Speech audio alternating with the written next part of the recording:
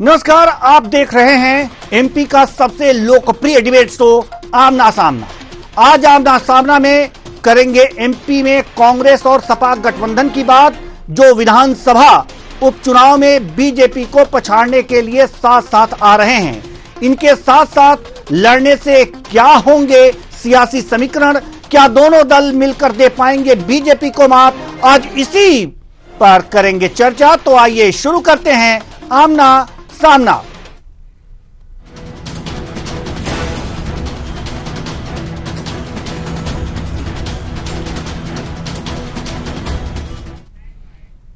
मध्य प्रदेश में लोकसभा और विधानसभा चुनाव में मिली करारी हार से कांग्रेस अब गठबंधन के साथ चुनाव लड़ने जा रही है। अमरवाड़ा उपचुनाव में कांग्रेस को करारी हार का सामना करना पड़ा है, इसलिए कांग्रेस और सपा विजयपुर विधानसभा चुनाव में साथ लड़ने वाली है। सपा का कहना है कि एमपी में सपा गठबंधन के साथ चुनाव लड़ेगी और मिलकर बीजेपी को हराएंगे।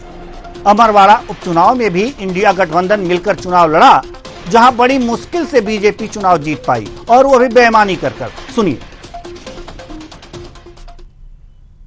अभी समाजवादी पार्टी इंडिया गठबंधन के साथ है। इसके बाद जैसे ही चुनाव की घोषणा होगी, जो राष्ट्रीय नेतृत्व का निर्देश होगा, हम लोग उसका पालन करेंगे और पूरी ताकत के साथ चुनाव लड़ेंगे इंडिया गठबंधन के साथ में, और भारतीय जनता पार्टी को हराने का काम करेंगे।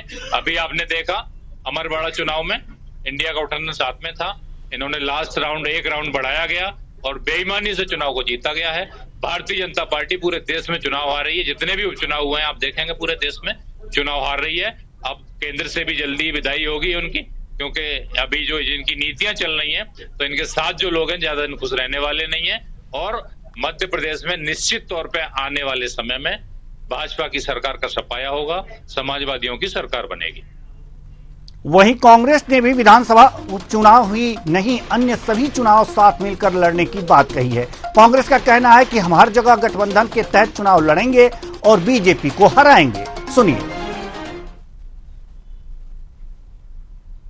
देखिए, कांग्रेस ने तय किया है कि जो गठबंधन है उसके साथ मिलकर चुनाव लड़ेंगे, और गठबंधन ने भी तय किया कि हम सब मिलकर के चुनाव लड़ेंगे।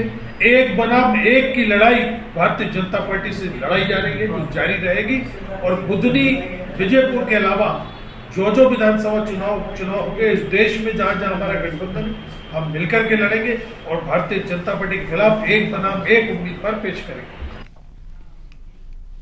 लेकिन बीजेपी इस गठबंधन को ठगबंधन करार देते हुए कहती है कि चुनाव के दौरान कांग्रेस नेता कमलनाथ अखिलेश यादव कौन है पता नहीं था। ये कहते थे कौन अखिलेश, और सपा सुप्रीमो अखिलेश यादव कांग्रेस को चिरकुट पार्टी से संबोधित किया करते थे। जनता जानती है इसका कोई असर नहीं होने वाला। सुनिए। देखिए, समाजवादी पार्टी किसके साथ लड़ती किसके साथ नहीं लड़ती उनका विषय, पर गठबंधन कैसा, इसी विधानसभा चुनाव में जितने कांग्रेस पार्टी हारी, हमने सुना था कमलनाथ जी कांग्रेस के नेता कहते थे कौन अखिलेश, फिर अखिलेश यादव जी ने कहा कि कांग्रेस पार्टी चिरकुट पार्टी है, ये धोखेबाज लोग हैं, इनसे बात नहीं करना चाहिए। फिर सत्ता लोलुपता के लिए ठगबंधन बनाया, खजुराहो में मिलकर लड़े, लोकसभा चुनाव ऐसे मिलकर लड़े कि सपा का प्रत्याशी मैदान छोड़कर भाग गया, कांग्रेस का कोई आदमी साथ नहीं खड़ा था। तो ये ना तो वैचारिक गठबंधन है ना सैद्धांतिक गठबंधन है, ये सत्ता प्राप्ति का ठगबंधन है।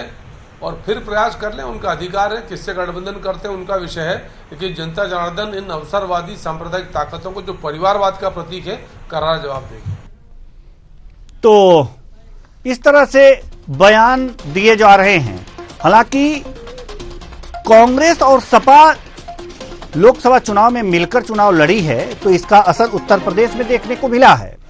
लेकिन अगर जो विधानसभा और लोकसभा दोनों की अगर जो बात की जाए मध्य प्रदेश में, तो ये स्थितियां ज्यादा असरकार नहीं हुई हैं, असरदार नहीं रही हैं, क्योंकि मध्य प्रदेश में लोकसभा में भी बहुत 1 या 2 सीटें दी गई थी, वो भी पर्चा खारिज हो गया। और अगर जो बात करें विधानसभा चुनाव की जो 2023 में हुआ, उसमें कांग्रेस ने सपा को उतनी अहमियत ही नहीं दी थी। और ये जो बातें बीजेपी के प्रवक्ताओं द्वारा कहा जा रहा है, नेताओं द्वारा कहा जा रहा है कि इस तरह की बातें हुई थी, तो वास्तव में विधानसभा चुनाव के दौरान जो मध्य प्रदेश में हुआ था 2023 में, ये हुई थी। उतनी तरहीज यहां के कांग्रेस नेता सपा को नहीं दिए। कारण यह रहा कि जो परिणाम सामने आए 2023 में, कांग्रेस की सरकार नहीं बनी, यहां पर पुनः जो है बीजेपी की सरकार आ गई। और जो लोकसभा का चुनाव परिणाम तो आपने अभी अभी हाल में देखा ही है, 29 की 29 सीटें बीजेपी लेकर चली गई है। लेकिन अब इससे सबक लेकर के जो कांग्रेस है और सपा एक साथ आ रही हैं, दोनों को लगने लगा है कि नहीं, मध्य प्रदेश में भी जरूरत है अगर जो बीजेपी से लड़ना है। कितना सफल होगा ये देखने वाली बात होगी। आज इसी मुद्दे पर हम चर्चा करेंगे। चर्चा के लिए हमारे साथ जो मेहमान जुड़े हुए हैं उनसे आपका परिचय करा दें। डॉक्टर वाडी अहलुवालिया, प्रवक्ता बीजेपी, रविंद्र तोमर, पूर्व विधायक कांग्रेस, डॉक्टर राहुल रंजन, वरिष्ठ पत्रकार, तीनों मेहमानों का बहुत बहुत स्वागत है हमारे इस कार्यक्रम में। डॉक्टर वाडी अहलुवालिया, प्रवक्ता बीजेपी, शुरुआत आपसे करते हैं। हालांकि गठबंधन तो बहुत पहले से है। जब मध्य प्रदेश का चुनाव हो रहा था, मध्य प्रदेश विधानसभा का चुनाव हो रहा था, उस समय भी कांग्रेस और बीजेपी कांग्रेस और सपा साथ साथ आने की बात कर रही थी। लेकिन जो स्थितियां बनी थीं उसमें कांग्रेस के नेताओं ने सपा को तरहीज नहीं दी थी। यह साफ साफ देखा गया था विधानसभा चुनाव के दौरान। लेकिन लोकसभा चुनाव के परिणाम के बाद, विधानसभा चुनाव के परिणाम के बाद अब बहुत ज्यादा नजदीकियां दिखने लगी हैं इन लोगों की। तो ये तो बीजेपी के लिए खतरे की घंटी साबित हो सकती है मध्य प्रदेश में, जैसे उत्तर प्रदेश में हुआ है। सबसे पहले न्यूज आवर के दर्शकों को नमस्कार जी। और मेरे साथ में जुड़े हुए साथीगण देवेंद्र जी, राहुल जी और कांग्रेस के प्रवक्ता को भी प्रणाम करती हूँ जी। देखिए, कहीं भी ये जो इनका जोड़ है, ना फेविकॉल का साबित हुआ, ना अल्लादीन का चिराग साबित हुआ। क्योंकि देश में भी आप देखें तो 100 का आंकड़ा तो ये पार नहीं कर पाए। बट जो सत्य है वो ये है कि कांग्रेस को भी एक बैसाखी की जरूरत है। इतने वर्षों बाद कांग्रेस भी एक बैसाखी पे आ गई है और सपा की हरकतें भी बहुत साफ हो गई है, पर्दाफाश हुआ है। जो इनके जमाने की, जो इनके मैं बोलूंगी जो 15-20 साल पहले जो सपा के कारनामे थे वो भी जनता समझ चुकी है, पहचान चुकी है। तो ये कोई बहुत बड़े कारनामे तो कर नहीं पाए। मध्य प्रदेश जो सपा को वोट शेयर मिलता है वो भी बहुत कम है। कांग्रेस का वोट शेयर तो ऑलरेडी बहुत कम है। कांग्रेस 10 से 20% का जो अंतर है वोट शेयर में, उसको कैसे पूरा करेगी? वो तो एक कवर नहीं कर सकते ना। अब हम कल्पना के अंदर की चीजों की बात करें, काल्पनिक दृष्टि मतलब काल्पनिक दृष्टि रखें और फिर हम बयान दें तो वो तो बेवकूफी होगी जी। सत्य के ऊपर, सत्य आधारित आंकड़ों पे बात करें तो हम समझ पाएंगे कि इनके गठबंधन करें ना करें। अभी जो बात स्पष्ट है कि इनके पास कोई वहां प्रत्याशी नहीं चुन रहे हैं। 2-3 मीटिंग्स हो गई हैं। बाकी मेरे सीनियर प्रवक्ता ने भी बयान दिया है भाजपा से। तो बहुत सारी चीजें स्पष्ट हैं। इनके पास विकल्प नहीं है। अगर विकल्प होते तो फिर सरकार में क्यों नहीं है ये? जनता इनको क्यों नहीं स्वीकारती? इनका वोटिंग जो शेयर है पूरे इलेक्शंस में 10%, 20%, 16%, उसी से समझ में आता है कि ये कितने जनहित के कार्य करते हैं और लोकप्रिय भी कितने। जी। चलिए, हमारे साथ एक और मेहमान जुड़ चुके हैं, मेजर आशीष द्विवेदी, सपा प्रवक्ता। बहुत बहुत स्वागत है आपका। चतुर्वेदी जी, बहुत बहुत स्वागत है आपका हमारे इस कार्यक्रम में। तो अब हम रुख करेंगे रविंद्र तोमर जी के पास, हम चलेंगे। रविंद्र तोमर जी, पूर्व विधायक कांग्रेस, हम आपके पास आना चाहेंगे। रविंद्र तोमर जी, सवाल ये है कि कांग्रेस सपा का गठबंधन मध्य प्रदेश में जो हो रहा है, इससे कुछ ज्यादा लाभ हमें दिखता नहीं है। बुधनी की अगर जो बात करें, उपचुनाव में अगर जो गठबंधन आप बना रहे हैं, तो बुधनी की अगर जो बात करें तो बुधनी में 70% वोट लेकर के बीजेपी पहले स्थान पर है। कांग्रेस जो है 25.71% पर है। रह गई अगर जो सपा की बात करें, तो सपा की तो बात छोड़ दीजिए, इससे तो बेहतर होता आप बसपा से गठजोड़ कर लेते तो कुछ ज़्यादा ही आपको उम्मीदें करनी पड़ सकती थी और बीजेपी से लड़ सकते थे। लेकिन सपा से आप गठबंधन कर रहे हैं और ये कह रहे हैं कि नहीं, अच्छा प्रदर्शन हम कर पाएंगे, तो आखिर किस आधार पर कर रहे हैं? गठबंधन तो ऑलरेडी समाजवादी पार्टी से है, इंडिया गठबंधन में है। ये कई पार्टियां, आम आदमी पार्टी, समाजवादी पार्टी, है ना, और जो बिहार में से लेकर के सब जगह हमारा गठबंधन है। तो उस इंडिया गठबंधन के तहत समाजवादी पार्टी जो कोलैबोरेशन है, उसमें हम लोग चुनाव लड़ेंगे। और अभी विधानसभा के 10 जगह जो चुनाव हुए, 10 चुनाव, अभी 10 सीटों के चुनाव हुए जब अमरवाड़ा के साथ, तो 10 में से 8 सीटें इंडिया गठबंधन ने जीती। उसमें से 2 सीटें केवल भारतीय जनता पार्टी को गई हैं, और वो भी अमरवाड़ा तो बेईमानी पूर्वक ली है। आज तक पूरे लोकतंत्र के इतिहास में 3 घंटे का लंच ब्रेक नहीं हुआ है गिनती के। मतगणना जब होती है तो लंच ब्रेक का कोई आज तक नहीं, 75 साल हो गए आजादी को, इतना लोकतंत्र पीछे आज तक कोई रिकॉर्ड नहीं है उसका कि कोई इंडिया कहीं मतगणना हो रही हो 3 घंटे का लंच ब्रेक हो जाए। तो वो तो सीधा सीधा क्लियर हो गया, जनता को भी पता चल गया कि वो चुनाव बेईमानी पूर्वक भारतीय जनता पार्टी ने लोकतंत्र का गला घोटा है। तो इसलिए इंडिया गठबंधन में समाजवादी पार्टी है, उनका स्वागत है। और रहा सवाल जीतने का, हम दोनों विधानसभा है, विजयपुर भी, चूंकि मैं ग्वालियर चंबल का ही रहने वाला हूँ, और वो हमारी बुधनी, इन दोनों सीटों को हम जीतेंगे। और जो समाजवादी पार्टी का गठबंधन की जो आपने बात करी कि उससे बहुत ज्यादा लाभ होने वाला नहीं है, ये बात तो उत्तर प्रदेश में भी कहते थे जब गठबंधन हुआ उस समय कि वो समाजवादी पार्टी से गठबंधन का कोई लाभ नहीं होगा। लेकिन इसके बाद भी इंडिया गठबंधन ने वहाँ 43 सीटें जीती। उत्तर प्रदेश जैसे राज्य में जहाँ भारतीय जनता पार्टी का प्रचंड बहुमत था, वहाँ वो मुखी खानी पड़ी, क्योंकि इंडिया गठबंधन का असर जनता ने देखा। नहीं, हमारा कोई द्वेष नहीं है, नहीं, आप गलत समझ रहे हैं। हमारा कोई द्वेष नहीं है, हम द्वेष बस नहीं कह रहे हैं। आंकड़े जो बता रहे हैं कि जो यहाँ पर कांग्रेस के साथ, अगर जो बसपा के साथ अगर जो आपका गठबंधन हो जाता तो परसेंटेज कुछ ज्यादा ही आपकी तरफ झुकता हुआ दिखता है। लेकिन अगर जो सपा से कर रहे हैं तो जी देखिए, ये बात आपकी बहुत सही है। मैं इसको भी क्लियर करूं कि बसपा और गोंडवाना और कांग्रेस और समाजवादी पार्टी, ये वोट बैंक एक ही वोट बैंक है। वही वोट बैंक हमारा है, वही वोट बैंक बसपा का है, वही गोंडवाना का, वही समाजवादी पार्टी का।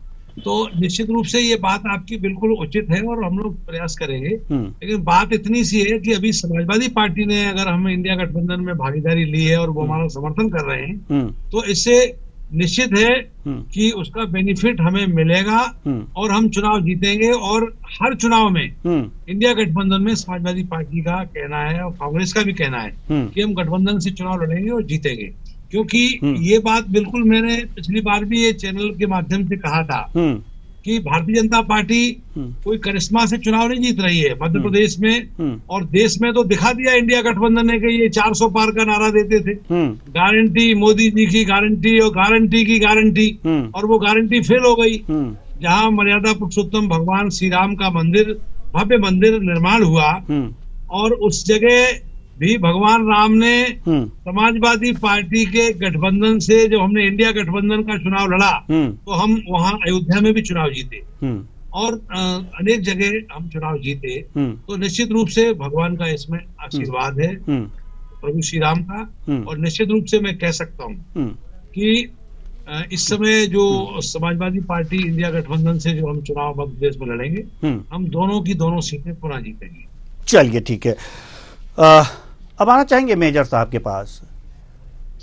डॉक्टर राहुल रंजन, हम आपके पास थोड़ी देर बाद पहुंच रहे हैं, लेकिन इससे पहले हम मेजर साहब के पास आना चाहेंगे। मेजर साहब, सवाल ये है कि सपा जो है उत्तर प्रदेश में दूसरे नंबर की पार्टी थी, मध्य प्रदेश में तीसरे और चौथे नंबर की भी पार्टी नहीं है, और उस पर भी कांग्रेस बहुत ज्यादा आपको वेटेज नहीं देती थी इससे पहले के चुनाव में। तो ये गठबंधन और बीजेपी कह रही है कि ये तो ठगबंधन है, क्या कहेंगे आप? हमारे समझ में नहीं आ रहा। जो जैसा होता है वो दूसरों को वैसा देखता है, ये एक पुरानी कहावत है। अब देखिए, इसी का नतीजा ये है कि जो दूसरों को ठग बोल रहा है वो खुद ही देश को ठग रहा है। उसका उदाहरण ये है कि 2014 में अगर आप देखें तो देश में वसूले जाने वाले टैक्स की अधिकतम दर थी 14%, और आज की तारीख में जो अधिकतम टैक्स की दर है वो है 28%, ये दुगनी हो गई। 2014 में जो देश के ऊपर कर्ज था वो था करीब 70 से 75 लाख करोड़, आज हो गया 2,05,000 करोड़, तो दुगने से तिगुना हो गया कर्ज।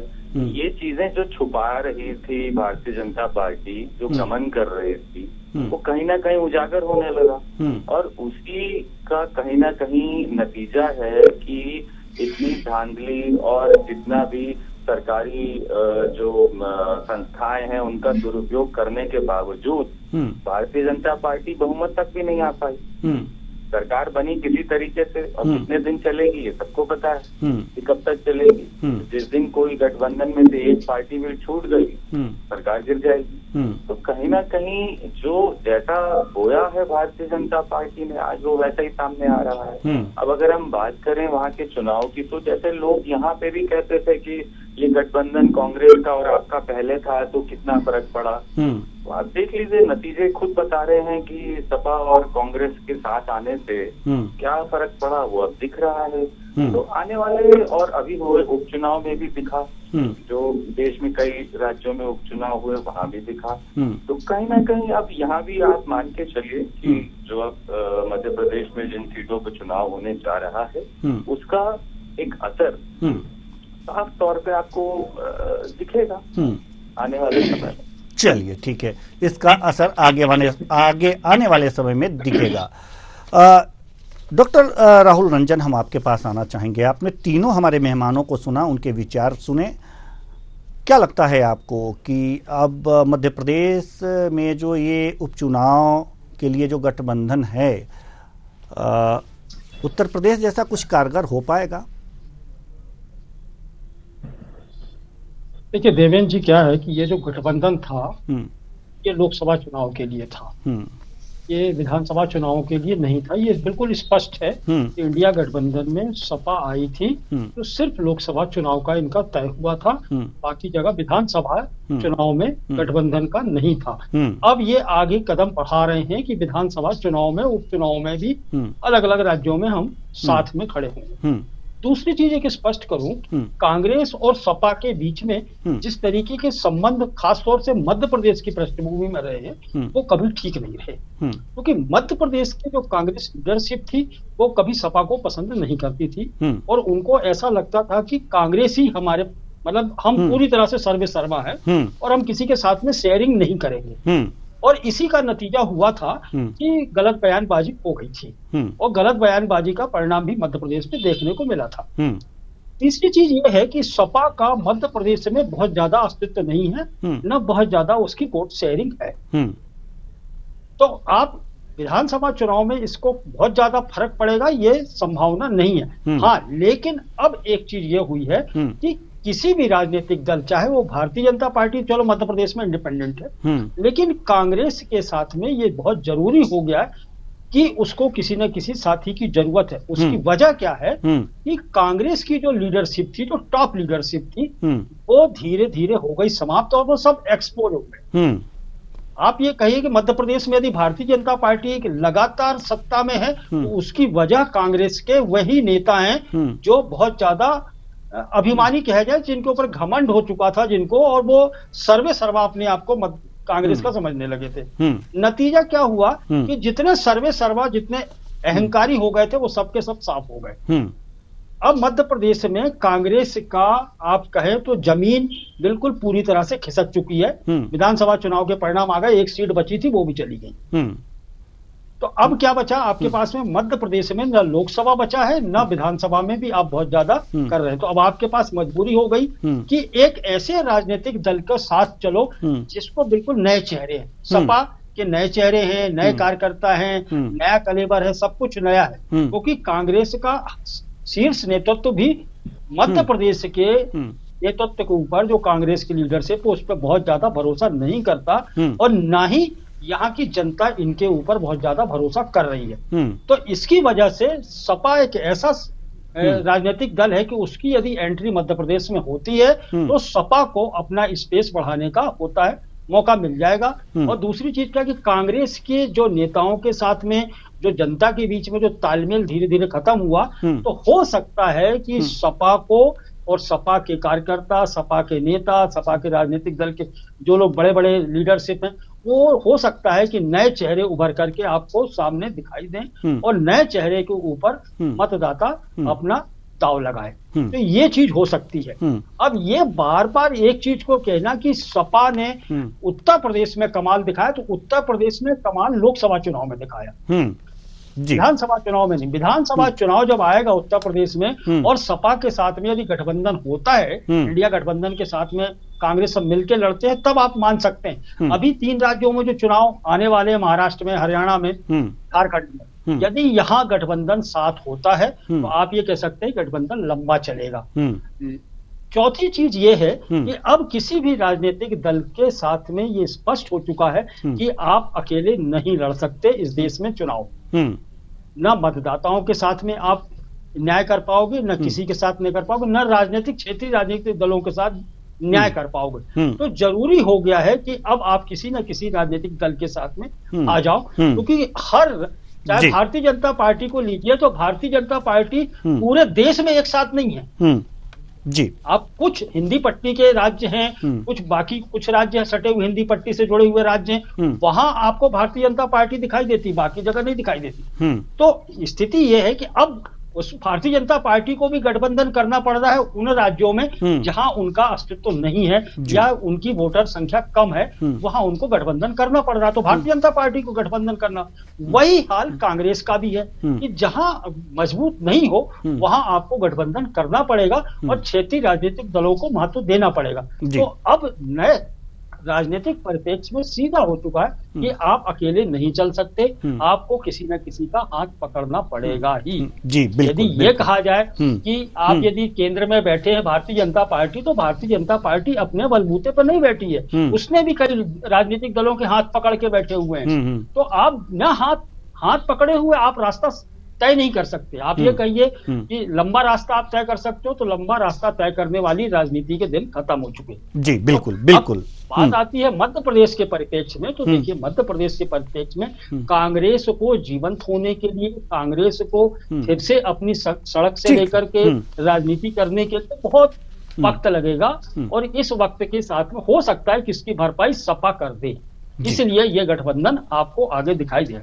अब अंतिम बात ये कहूं कि बुधनी, जहां तक जिसको लेकर के संघर्ष की बात कर रहे हैं, उनमें बुधनी एक ऐसा क्षेत्र रहा है कि जो शिवराज सिंह चौहान ने उसको एक वन साइडेड जीता है और वहां के मतदाता बिल्कुल वन साइडेड शिवराज सिंह चौहान के साथ रहते हैं। और वो सीट परंपरागत, जिस तरीके से आप परंपरागत सीट छिंदवाड़ा को मान रहे थे, वही एक परंपरागत सीट बुधनी भी है। लेकिन बुधनी में और छिंदवाड़ा में बहुत अंतर है, राजनीतिक अंतर है बहुत बड़ा। जी, बिल्कुल, बिल्कुल, बिल्कुल। कमलनाथ का चेहरा जो है, कमलनाथ का अस्तित्व जो है, वो छिंदवाड़ा तक सीमित है। ठीक है, आएंगे हम आपके पास। बिल्कुल सही बात कह रहे हैं आप, बिल्कुल सही बात कह रहे हैं। छिंदवाड़ा और बुधनी में अंतर है, क्योंकि अभी जो पैठ है वो बीजेपी की बुधनी में खत्म नहीं हुई है, और जो वहां पर छिंदवाड़ा में पैठ थी वो कम से कम बीजेपी ने उसको तार तार कर दिया था और इसलिए वहां पर विजय हासिल हुई। हम पुनः आना चाहेंगे डॉक्टर अहलुवालिया के पास। जैसा कि अभी मेजर साहब ने कहा कि जो जैसा होता है वैसा ही समझता है, यानी कि ठगबंधन की बात हमने कहा था, गठबंधन या ठगबंधन, ऐसी बात के जवाब में मेजर साहब ने कहा कि जो जैसा होता है वैसा सबको समझता है। आप लोगों ने ठग लिया युवाओं को, आप लोगों ने ठग लिया गृहिणियों को, आप लोगों ने ठग लिया, ये तमाम ठगी के आरोप आप पे लगा दिए। जी क्या कहेंगे आप? देखिए, ठगबंधन के बारे में हम और आप सब जानते हैं कि ये जो इनका ठगबंधन है, ये जितनी पार्टीज है सबके ऊपर कुछ ना कुछ कानूनी कार्रवाई चल रही है। भारतीय जनता पार्टी के अंतर्गत 10 साल में कोई ऐसे स्कैम्स नहीं, ये स्कैम गठबंधन है। दूसरी चीज जो कांग्रेस प्रवक्ता ने कही कि ये इन्होंने स्वीकारा है कि ये माइनॉरिटी अपीजमेंट में विश्वास रखते हैं, इनका अभिवक्तव्य था। तीसरी चीज, पहले तो ईवीएम पे ठीकरा फोड़ते थे, अब ईवीएम सती सावित्री हो गई है, तो ये संवैधानिक संस्थाओं पे अन्य दूसरे कारण खोज रहे हैं, क्योंकि ठीकरा ये अपने यशस्वी अध्यक्ष पे, इनके जो यशस्वी जितू पटवारी जी हैं, उनके कार्यकुशलता पे तो फोड़ नहीं सकते। अब कैसे बोल दें कि भाई आप सब जगह आ जाते हो, आपने तो वहां डेरा डाला हुआ था छिंदवाड़ा में, फिर भी सुपड़ा साफ हो गया।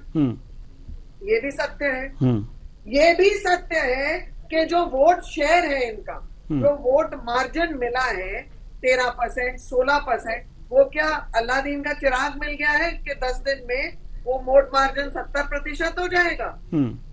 गठबंधन, ठगबंधन, बैसाखी, जो मर्जी ले आए, वोट मार्जिन 10%, 12%, 16% से सीधे 70 पे नहीं दौड़ने वाला है जी।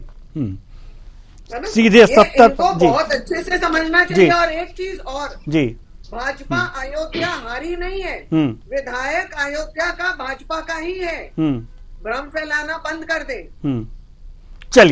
चलिए रविंद्र तोमर जी कुछ कहना चाहते थे, जल्दी से कहें क्योंकि अभी समय तो बिल्कुल भी नहीं है, लेकिन अभी 3 मेहमान और हमारे साथ हैं।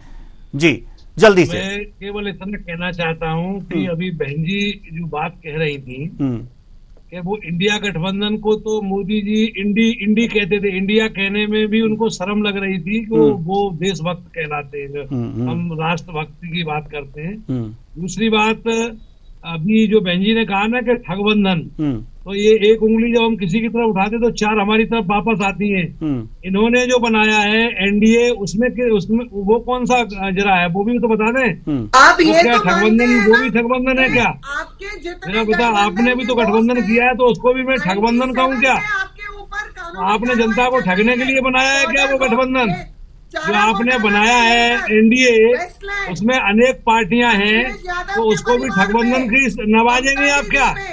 जरा भाषा पे नियंत्रण रखिए। जो लोग अपने आप को भगवान मानते राजनीति में, उनको जनता कभी माफ नहीं करती है, और इसीलिए आपको जो 400 पार का नारा दिया था केंद्र में धराशायी हो गए। और अभी जो सरकार चल रही भारतीय जनता पार्टी की, वो भी गठबंधन से ही चल रही है।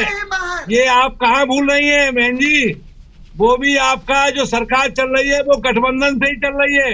और बिहार का चुनाव होने दीजिए, इसके बाद आप देख लेना क्या हाल होगा आपकी सरकार का। आप लोग कितने देश विरोधी हैं, आप देख लेना, क्योंकि आपका जो घमंड है ना, वो जनता ने तो तोड़ दिया है। चलिए ठीक है, हमारे पास समय बिल्कुल भी नहीं है, हमारे पास जी मेजर साहब के पास भी जाना है। जी मेजर साहब, सवाल यहाँ पर यह है कि वास्तव में अगर जो सिर्फ बुधनी की बात की जाए तो वो तो बीजेपी का गढ़ है, और अगर जो ये देखा जाए कि यहाँ पर 25.71% ही कांग्रेस पाई है, और सपा अब कितना इनको और दिला देगी ये देखने वाली बात होगी। कौन से मुद्दे हावी होंगे कि आप बुधनी भी ले जाएंगे और बीजेपुर भी ले जाएंगे, क्योंकि मुद्दे ही एक सहारा है। आपको याद होगा कि पहले तो कुछ लोग दावा करते थे कि देश से जो है काला धन वापस लाएंगे और उसकी करी, और नौबत ये आ गई कि एसबीआई की जो लिस्ट थी वो भी छुपाने में जरूरत पड़ गई और कोर्ट तक जाना पड़ गया। कोर्ट जी आपकी आवाज हम तक नहीं पहुंच पा रही है, तो हम डॉक्टर राहुल रंजन के पास जाएंगे और अंतिम सवाल आपसे करना चाहेंगे, जल्दी से जवाब दीजिएगा कि वास्तव में क्या लगता है कि आपका आकलन क्या कहता है कि उपचुनाव में अगर जो कांग्रेस और सपा एक साथ आ रही है तो ये जो बुधनी है, ये इसका परसेंटेज तो कांग्रेस को बहुत ज्यादा लांघना पड़ेगा इसमें, और विजयपुर जो विधानसभा है इसमें क्या स्थिति रह पाएगी और मुद्दे क्या हावी होंगे? जल्दी से सर। देखिए, मुद्दे की जहां तक देवेंद्र जी बात है, मुद्दे तो कुछ नहीं, मुद्दे जो हैं तो वही के वही रहेंगे। आप राष्ट्रीय स्तर के मुद्दे को उठा करके लोग विधानसभा का चुनाव नहीं जीत सकते, लेकिन सिर्फ इतना सा फर्क पड़ेगा कि कांग्रेस को और सपा को इन दोनों उपचुनाव में अपनी कसरत करने का मौका मिल जाएगा। आगामी चुनाव के लिए वो अपनी पूरे मेहनत लगा सकते हैं, अपनी कार्यकर्ताओं को एकजुट कर सकते हैं। तो सिर्फ अपना मूल्यांकन, जो कहते हैं ना कि तिमाही और छमाही परीक्षा होती है, तो ये क्वार्टरली है उनके लिए, तो इसमें तैयारी कर लें। अभी 5 साल का वक्त है, लेकिन ऐसा लगता नहीं, हाँ कुछ वोटिंग 19-20 हो सकती है, कुछ परसेंटेज बढ़ सकता है, लेकिन ये सीटें तो बहरहाल जो कि तो जहां की तहां बची रहेंगी। इसमें बहुत ज्यादा दो राय नहीं है, इसमें कोई दो राय नहीं। बहुत बहुत धन्यवाद सभी मेहमानों का, आप आए और अपने अपने विचार साझा किए। तो कुल मिलाकर, जी समय नहीं है, नहीं तो हम जरूर आपको मौका देते।